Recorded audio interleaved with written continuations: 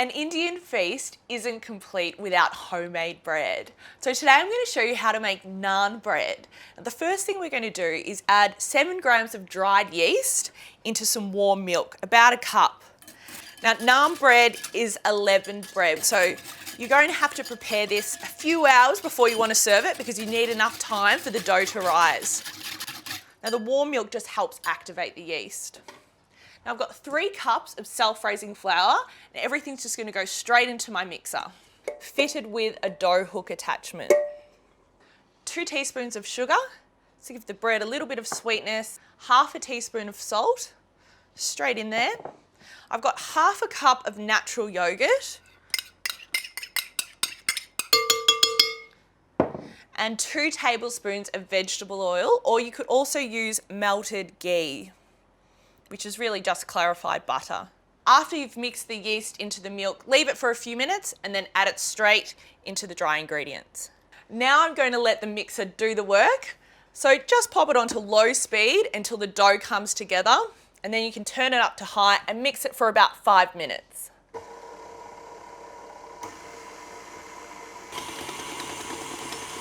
When making dough, it's always good to have a little bit of extra liquid and extra flour, just in case the dough is too dry or too sticky.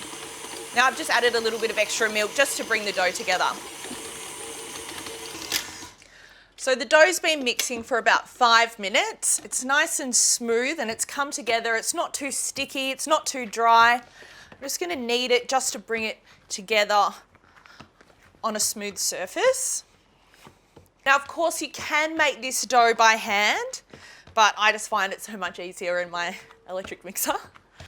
When you've shaped your dough into a smooth round ball, just pop it into a lightly oiled bowl, cover it with a tea towel and allow the dough to rise for at least 1 to 2 hours. Now do keep the dough in a nice warm place, as that will help the dough rise.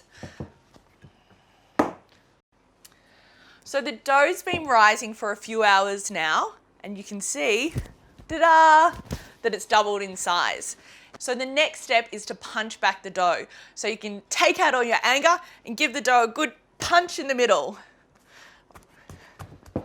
Now just remove it from the bowl and divide it into 6 or 7 equal portions.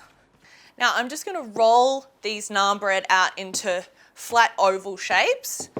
I've preheated my oven to the highest setting. I'm trying to replicate a really hot tandoor oven.